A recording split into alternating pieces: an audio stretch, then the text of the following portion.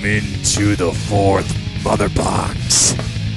You are following us at Fourth Mother Box on Instagram.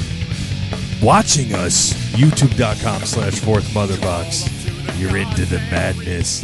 Holy shit, what the past couple of weeks it has been. Inside Apocalypse. If your world hasn't crumbled yet, you started listening to Fourth Mother Box. It's going to this weekend. It's going to, but thank you so much for joining us, actually. All kidding aside, I am Tom Okri. Again, Fourth Mother Box on Instagram, youtube.com/Fourth Mother Box. Joining me as always from Chicago, Illinois is Kyle Cosentino. Kyle, how the fuck are you today? Hey, I'm doing good. And, it sounds like you guys are over there at Jedi Talk or back in action. We are back in action. Yeah. Brad remembered he lives in Florida, so here we are. I kind of hoped, I thought you guys had died or something like that. No, I'm well alive. Fourth Mother Box is farts and diarrhea every week, from here on out. Yeah, but no, we're back and better than ever there on Jedi Talk. Speaking of which, I don't know if you heard, if you've listened to, we've had 2 episodes released and a Frosty Challenge released since then too. Maybe we could talk about that in a little bit. Oh yeah, but that was great. Yeah, but thank you. But Brad's been calling you out for your lack of response to his take on your thoughts with Barbie. So, floor is yours. Well, I've actually given this a lot of thought, and I've prepared something as a response. And so what I would say to him is this. But then again, maybe it might be better if we hear a ginger snaps. So, Tom, take it away. Oh, I got you covered, buddy. So, we here at Fourth Mother Box, we do defend each other. And when my buddy of about 25 years calls me in to bring a ginger snaps on Brad Hughes, I've got to do it. I think I've got to bring the segment back. So, this week on Jedi Talk, part-time Florida resident Brad Hughes went on about how Kyle did not respond to him calling him out over his Barbie take. So if you haven't heard, go back and listen to Jedi Talk. There's even a video posted about it on Jedi Talk's Instagram. But here on Fourth Mother Box, we are a team. It is Tom and Kyle. We started the Puke and Diarrhea podcast 2 years ago. So Kyle's official response is in way of a Fourth Mother Box staple and original segment, Ginger Snaps, because I'm a redhead, get it? God, idiots. I've recently joined TikTok to try to get the name of Fourth Mother Box out there to the masses and everyone who isn't a millennial who's already on Facebook and Instagram posting pics about their kids day in and day out. They're already following us. But one of the first things I saw was this lesbian prison guard wishing happy birthday to a Tubby Tim. It was around then that I realized that it was the aforementioned Brad on TikTok and not the lesbian prison guard. He just looked like one. And it was on his TikTok account on his bourbon channel, Brad's Bourbon Reviews. I thought it was a Tim Tracker impersonator account at first with the Mickey Mouse sweaters and the overall sense of entitlement. I then realized that it was in fact a real channel where our buddy Brad reviewed the hooch. Now, I do not claim to know a thing about whiskey or bourbon. I only drink blackened American whiskey because I am a simp for Metallica. Okay? Y'all know me? Simp for my guys over there. Here's the Kirk Pop. See? You don't believe me? Here's James. They're going to eat each other out now. So I don't know a damn thing about whiskey or bourbon. But if you enjoy whiskey even a little bit, go check them out. And that's not part of a bit. I'm just being a good friend. Now, if you're wondering about Brad's credentials before going to check out his bourbon channel, I got him here for you. You're in luck. Fourth Mother Box delivers for you. Okay? So, 1, Brad has a bucket list item to eat steak on the same seat as the monorail girl filmed on. He's a tier below shredded cheese at our local Chipotle. The real reason he won't renew his Universal AP is because he went to steal a banana from a minion and accidentally got him pregnant.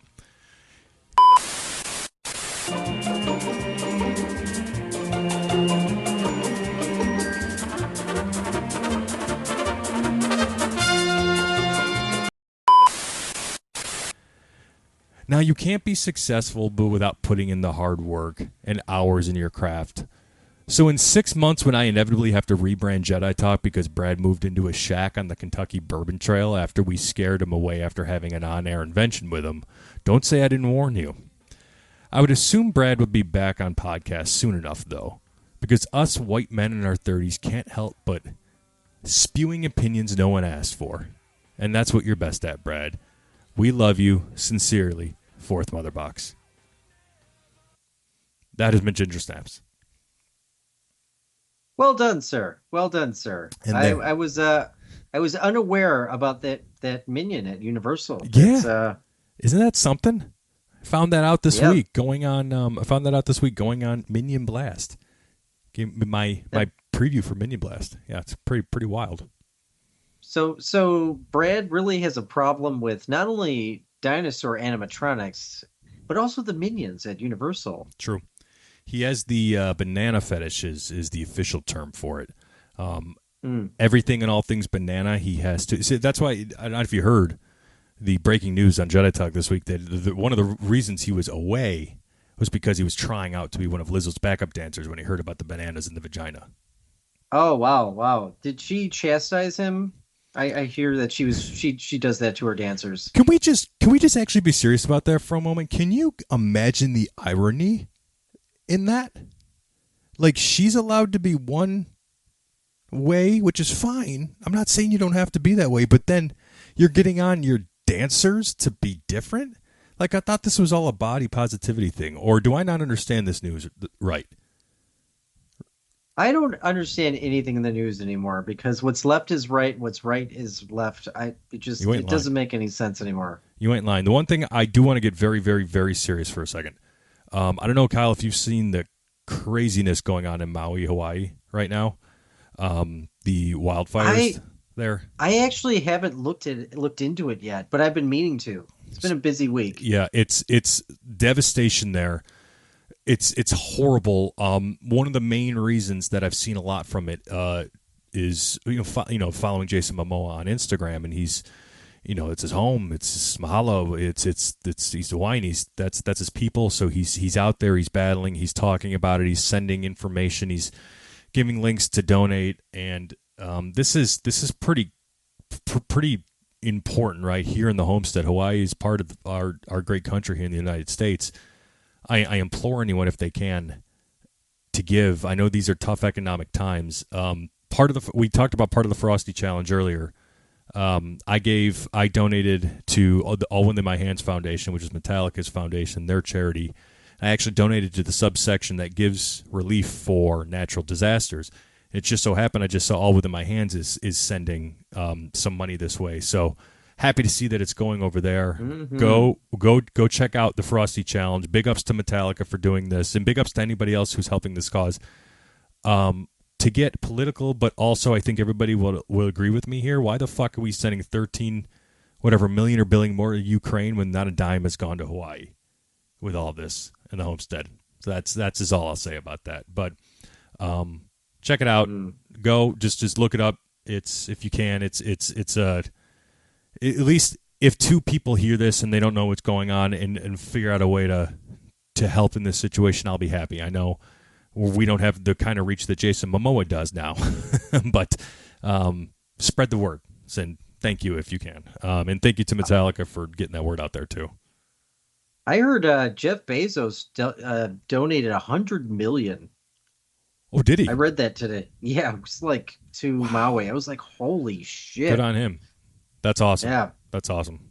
It's when people who have the money to be able to do that, do stuff like that for actual causes, and we have to put our shit aside for this, right?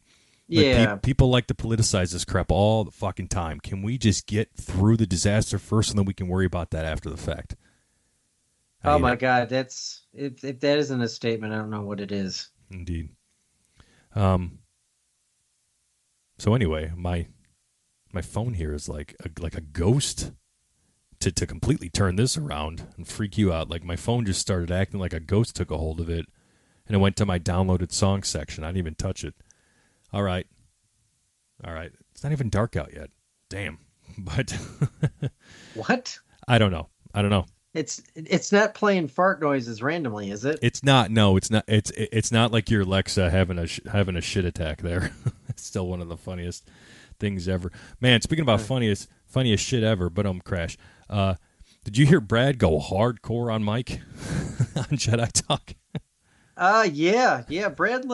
Went a little hard. I think Mike needs to respond now. I mean, maybe he could respond by, eating an entire Frosty faster than anybody on the planet, Yeah. breaking a world record. But yeah, I fully encourage Mike to go go to town on Brad because he's in need of that. He got a ginger snaps today, and he needs a turtle stink face. So A turtle pie to the face. No, I have it on good authority. I have insider knowledge that on the next episode of Just Freaking Wrestling, I believe our buddy the Turtle will be responding to Brad. So be on the lookout for that. But all anyway, right. we have a lot to talk about. There's some big DC, at least movie news. So, um, Kyle, there's something I forgot to actually put on the show notes that I sent to you, but you and I were talking this week, if we're just going to take this podcast off the rails for a second, and talked about unsolicited advice, right? I'm Yes. about to become a parent, and unsolicited advice, I'm whacking it away like I've been whacking my dick at 15 years old. So I'm just knocking that shit around off of my face everywhere because it's coming in hot and heavy, right? Look, the well-intended individuals who are giving it to me, I completely understand it. I'm going to ask out. I'm going to reach out to you when I need it. Right? I have my support system, but just just the unsolicited advice gets to me for a while, especially when I'm an old crotchety 37-year-old man who has experience going into being a father for the first time, but I have life experience on with me. I'm not, if I was 27, I'd be panicking and puking every night, but I feel more secure. So, but how do you feel about unsolicited advice, Kyle? Isn't it just shitty? It irks the shit out of me. It really bothers the shit out of me. And, it's something that like I talk to like my couples about all the time because it never works. Oh my God. People don't like getting advice or unsolicited advice. It drives people fucking mad. And so no wonder why they're such turmoil when you have two people like, well, you know what you should do. You know what you should do. You know what you should do. You know what you should do? Shut the fuck up. That's what you should do. And Yeah, I hate unsolicited advice. I really do. It's yeah. like I'm not talking about like, stupid shit. If you're having a stupid dumbass conversation like we do here on the Fourth Mother Box, whatever. But if it's like about personal stuff, just keep it to yourself. If you know somebody that's getting married, don't ask them when they're going to have kids. Come up with something different to talk about. Or or if like, somebody has kids, don't ask them questions that's like really personal or political for that matter. Just let people ask you, you Mm-hmm. know? Um, I just it's a personal pet peeve of mine, especially when people tell you things that we all know as like human beings living on this earth for a number of years, Mm-hmm. right? Mm-hmm. Yeah. But people feel the need to just say like, drink orange juice when you're sick. Like everybody fucking knows that. I don't even know if that works, by the way, but everybody knows that. So nobody should say this ever again. It's the whole. I mean, vitamin C is good for you, right? Just daily, right? But it's a lot of that shit is all like marketing. Like it's like It's the whole adage of you got to get protein 30 minutes after your lift. That's a fucking marketing thing from eons ago. Old protein company, old like nutrition company doing that shit. Doesn't matter. But you're absolutely right. Unsolicited advice, and here on Fourth Mother Box, we're full of it. But you're the one who hit play on oh Spotify or Apple or YouTube, so you're the one the looking the for it.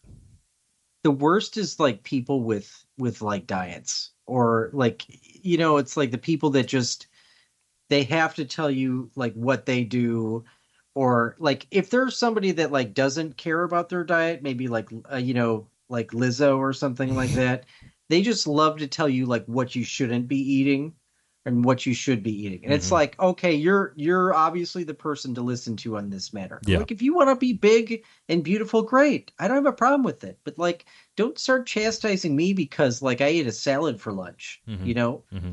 So that drives me crazy. Yeah. That and like and body comments too. Just like if somebody's like super thin or super tall, it's okay if they're ginger. You could just rip them a new one if they're ginger.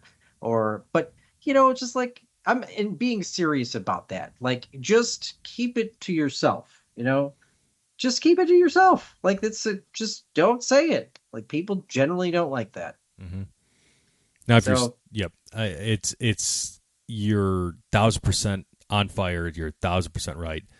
It's just I don't know. It's like this human need and drive to just place your values onto other people because you feel self-righteous about it. I don't know, but we're all about the unsolicited advice if you consent, and you consented by hitting play, but we typically don't consent on random shit. But thank you for those of you on YouTube out there that I see commenting on our shorts or videos who don't agree with oh us, yeah.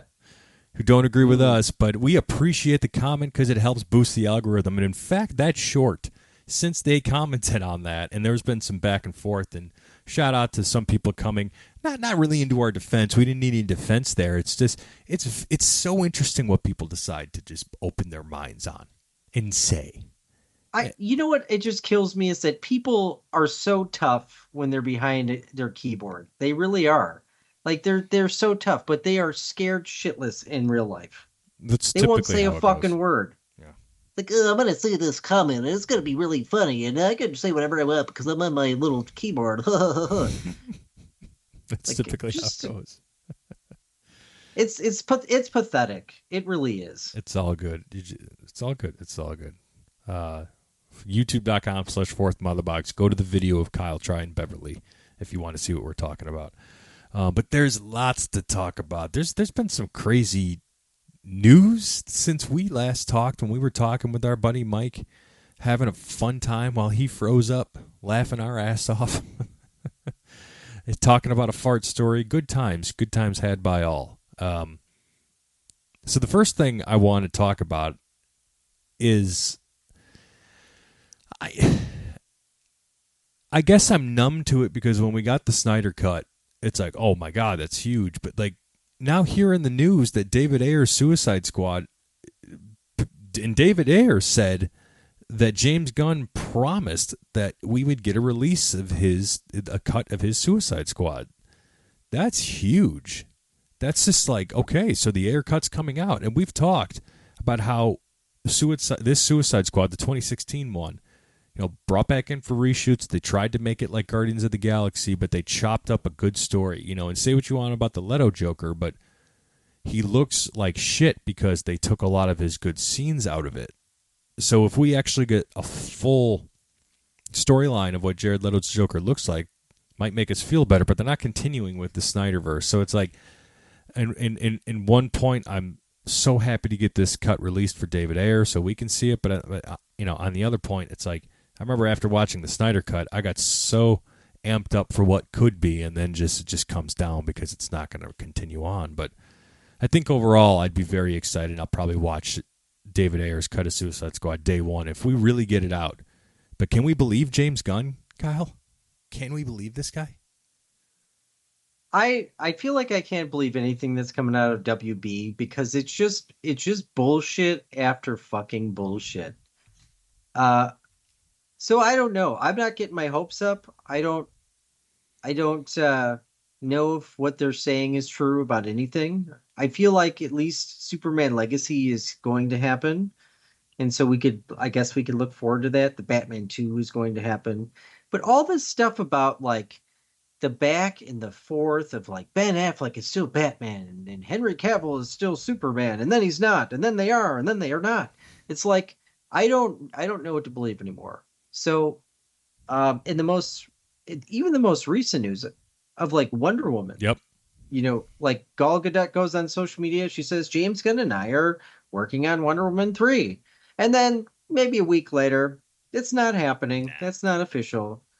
Because why would that? Why would that? Because why would that make sense, right?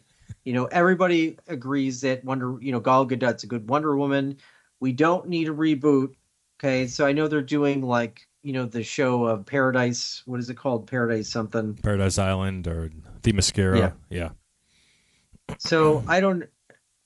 It it's just sad and I don't know. It's shitty. It just really is. Like, because like the actors are still good. It's not the actors. I really like, again, like they're not objectively bad movies. Like I just don't feel that way. Mm-hmm. Like they're infinitely better than most Marvel movies.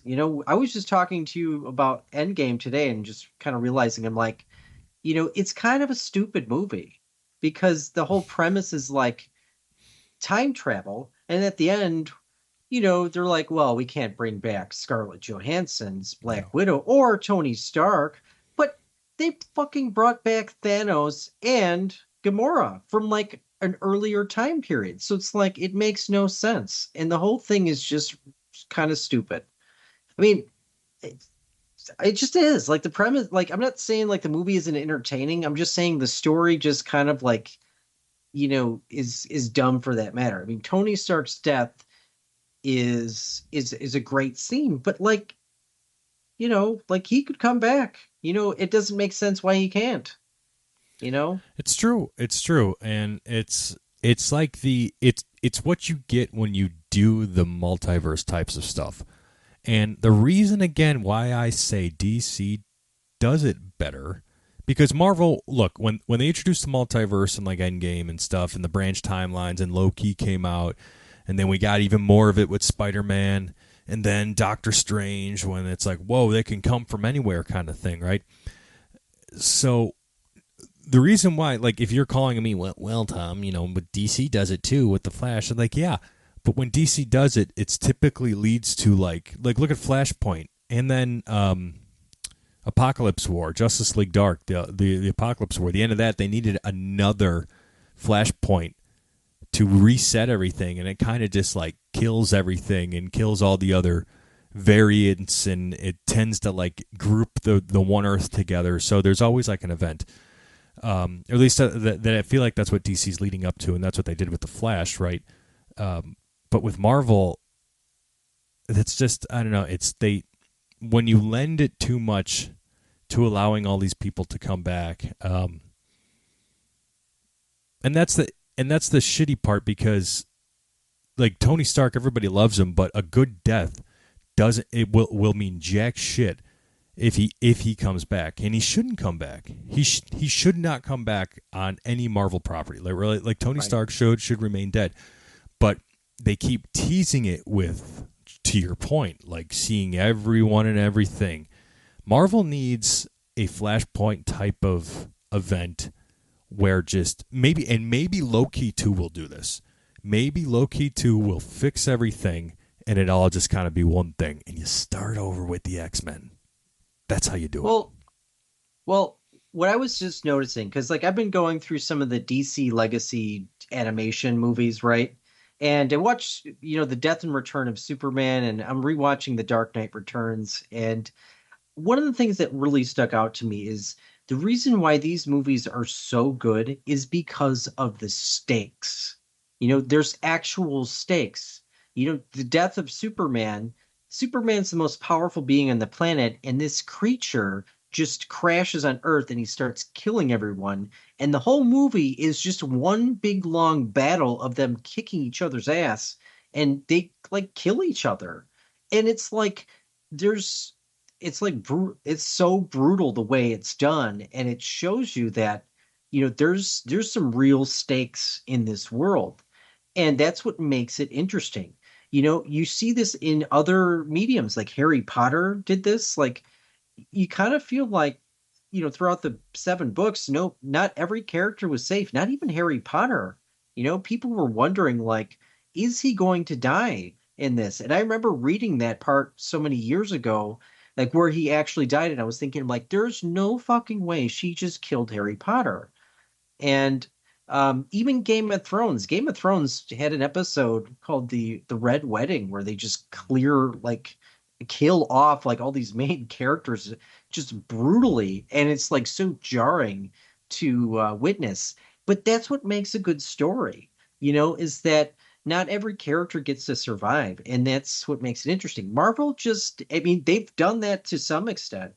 Like I think Logan was brilliantly Oh, done, but it's so not good. really Logan really isn't the MCU.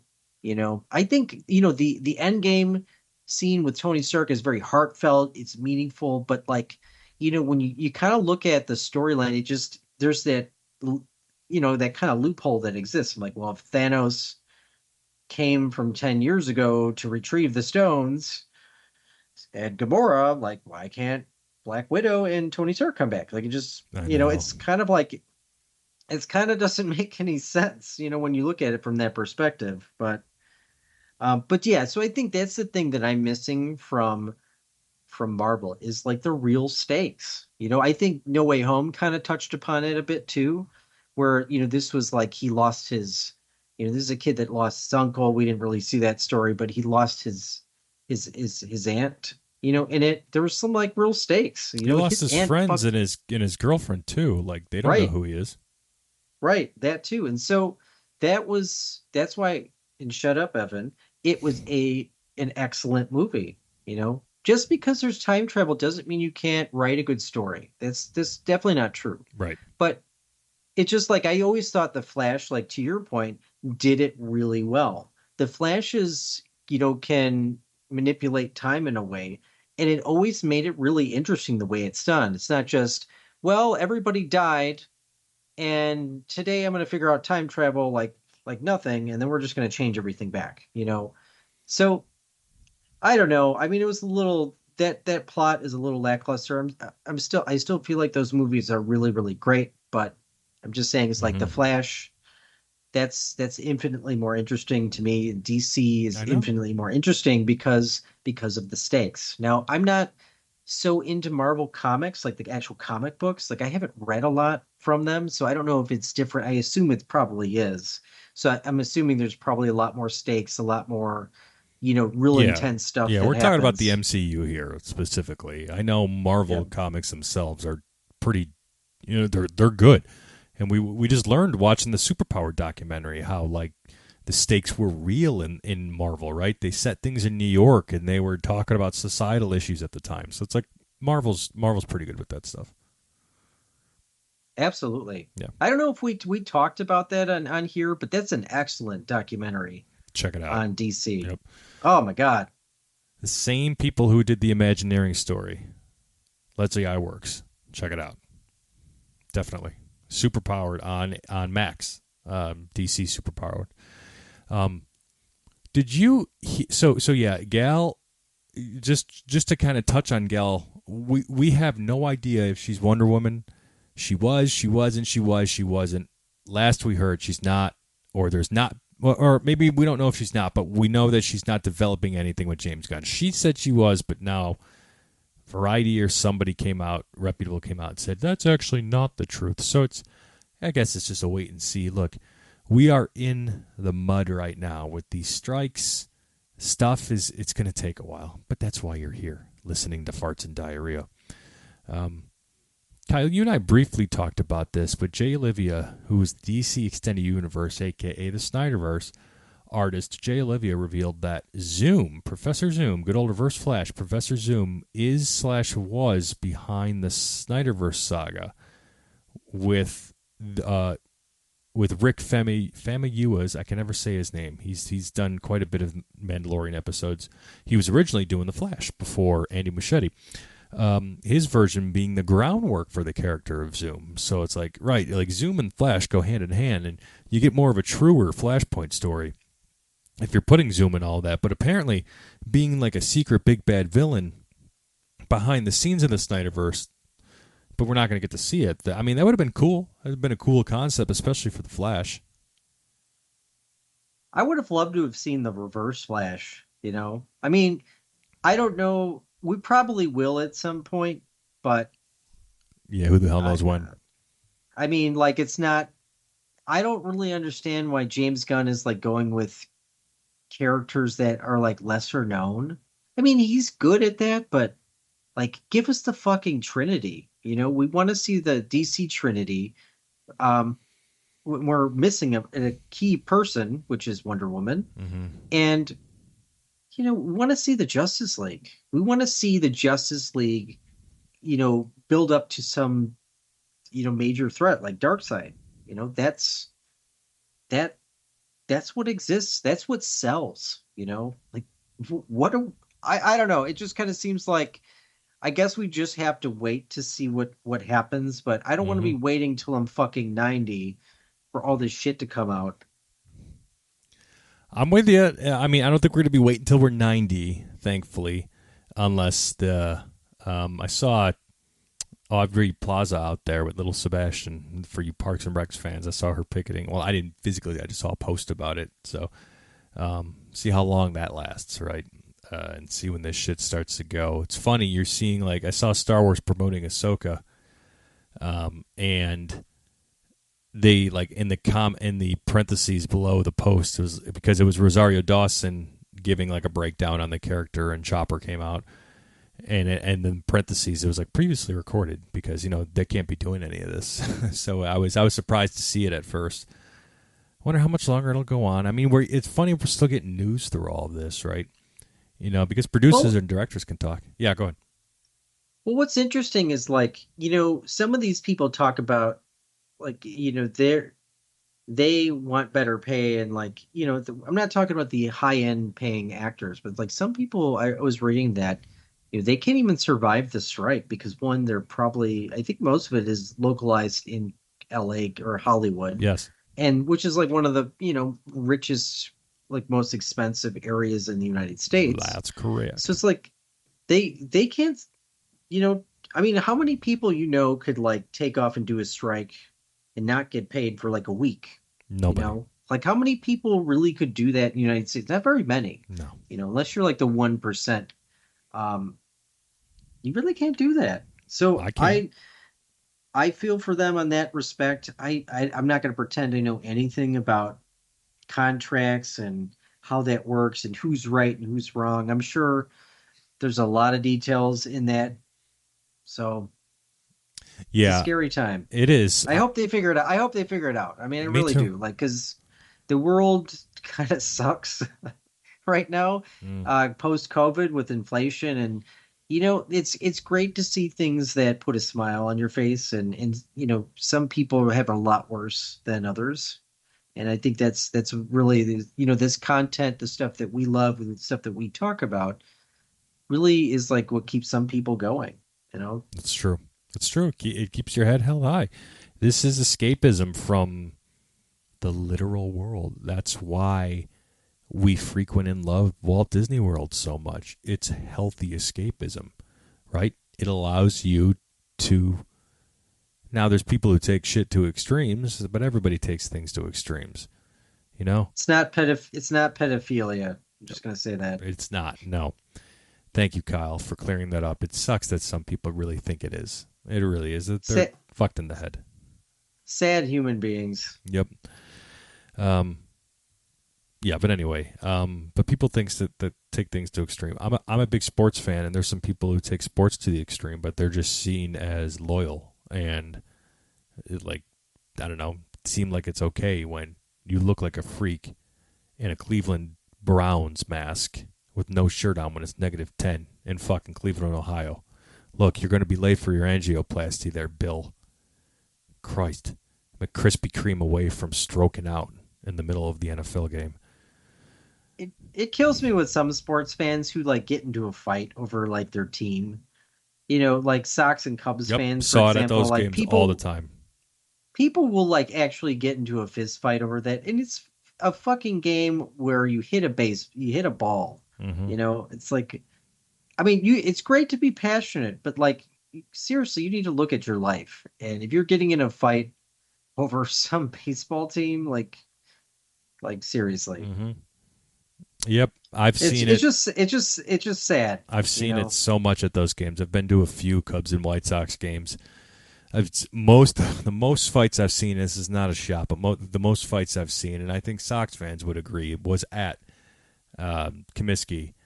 Uh, but then again, there's also more room to fight at Comiskey than like Wrigley. I feel like Wrigley, there's like every corner you turn, you're running into somebody, or you fall into a trough that people are pissing in. So anyway, It's guaranteed rate field. Sorry. I'm so sorry that I didn't call it guaranteed rate field. The only guarantee over there on the south side I see lately is Tim Anderson get knocked on his ass and them losing a bunch of games. I feel bad for the White Sox fans, really I do.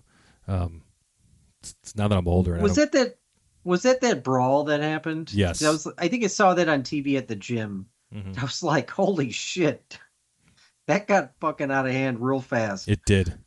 It did. It didn't even look like Tim Anderson really got hit all that hard. He just got hit in the right spot. He maybe just threw his equilibrium off. It's been a rough year for White Sox fans. I'm sorry, guys. That's awesome though, because like how many jobs can you just like full on out like punch a coworker and get away with it? Like, what are they going to get suspended for a few games, get a fine? 3 or 6 games, something like that. Yeah. But like, I'm sure there's a lot of people out there that there's somebody at your job that you would just love to just walk up and punch them right in the face. And you can't because, that would be like the end of your like career and world. Correct. It's like, why were you fired from your last job? I punched my boss in the face. Like, you're just done. But if it's like hockey or baseball, you could get away with it. That's fine. Wrong? Was it wrong to punch my boss in the face? Yeah. One of the more positive news from DC this week, with one of the new DC studios and the new DCU film and the Creature Commandos, but look, we're getting David Harbour coming back from the DCEU and now into the DCU as our Frankenstein. I mean, that just makes sense, right? He looks like a Frankenstein. Yeah, I could see him as a Frankenstein. Mm-hmm. I'm down for that. Yep. I like David Harbour. I love Stranger Things. He was in Suicide Squad, Speak of the Devil. He played a military general or something like that. He wasn't in it for too long, but he's there. He's there. One last thing we could chat about now is Blue Beetles next week. And I did mention last week that I won't be seeing it and it's not and it sucks that I mean I might buy a ticket and just let the ticket sit or give it away on here because I do want to support the movie because it's DC and it looks like a lot of people are excited for it.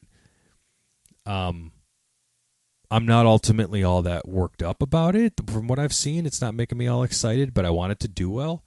And I'm not going to go to it physically because my wife is due like 4 days from its release date, right? She's due a week from Tuesday. So I'd just rather be home, when we got to go to the hospital and stuff. So not going to see Blue Beetle. That's why I'm missing the Metallica concert when they stream from Texas next weekend as well. But are you going to see Blue Beetle, Kyle? And what is your excitement level at for it?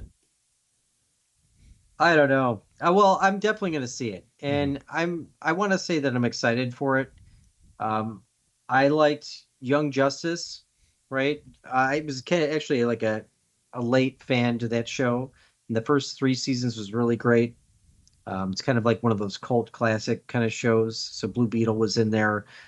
I think it's an interesting story. I don't know a lot about other than the Young Justice shows, so I think it could be interesting. I'm just like, I don't know what to think with like anything DC property at the moment because I don't know if it's outside of like a Batman movie. I don't know if it's going to do well, if people are going to respond to it. It seems like it's gotten a lot of positive buzz, so we'll see what happens when people start seeing it. Mm-hmm. The rumor right now, or the news, is that changes in the DC leadership with when it went to Gunn and Safran didn't impact this movie apparently. So, and there's two post credit, or there's 2 after movie scenes. There's 2 of them. What is that going to be about? Because where does this even exist? Like, right? Maybe we find out. Maybe they filmed something with the Flash where, again, my easy guess is the aftermarket scene. I don't know why I call it aftermarket, but the after movie scene is going to be something that's kind of like the Morbius end credit scene, which is the best part of Morbius, when you saw like something happen and then, right? Was it Morbius? Yeah, it's Yeah, Morbius because like Vulture showed up. that's right. That's right. Michael Keaton, yeah, Yeah, Michael Keaton. yeah. When he ended in a different universe, I think for some reason I think the Flash's movie is going to have something to do with that. I don't know, but it could be something completely different. It could be two scenes that hint to the next installment of Blue Beetle, what they're hoping and trying to do. So we'll see. Or maybe it'll lead into Aquaman. It very well could lead into Aquaman 2, which we have no idea where that lands in the rest of this shit. When are we getting a trailer for that? Because I feel like, December, right? That's the release date. Where is it? That's a good question. I Or don't know. are they doing the 50th reshoot? I think the reshoots are done. They had 5 days to do them, and they did so well they got them done in 4. It's like the third reshoot. I don't know. Aquaman 2 is going to be different. It's going to be interesting. We'll see. I wonder how much marrow they took out of it. They pushed some of the shit off of the edge because she pooped in Black Manta's helmet. She did. She absolutely did. Let's hope there's no disrespect for Black Manta this movie. He deserves to be a proper villain. So, not just kind of like an ancillary character. He's the main villain? I believe so. Yeah, it's got to be. It's got to be. How do you not follow up with Black Manta the way they ended that? Right. You had a great conflict with Orm, with Ocean Master. Right. Now Patrick Wilson's going to reprise his role. It looks like him and Aquaman are going to work together a little bit, which is cool. But it's got to be Manta. Yeah, it's got to be Black Manta. That's like the big bad. Let's go. So hopefully it does well. I hope it does well too. I really do hope Blue Beetle kicks ass. I hope it breaks records. I hope every comic book movie does, because that just hopes to level up the next one and the next one and the next one, because we want to see positive out of this stuff. Are you going to see Blue Beetle? Let us know at Fourth Mother Box on Instagram, youtube.com/Fourth Mother Box. You guys have been great. We've been Fourth Mother Box. A little bit of a shorter episode today, it looks like. Just kind of naturally happened. But it happens from now and again. And here on Fourth Mother Box, when we're done spewing diarrhea, we let Kyle spew the final diarrhea here. So, Kyle, take that literal shit away. Brad sucks.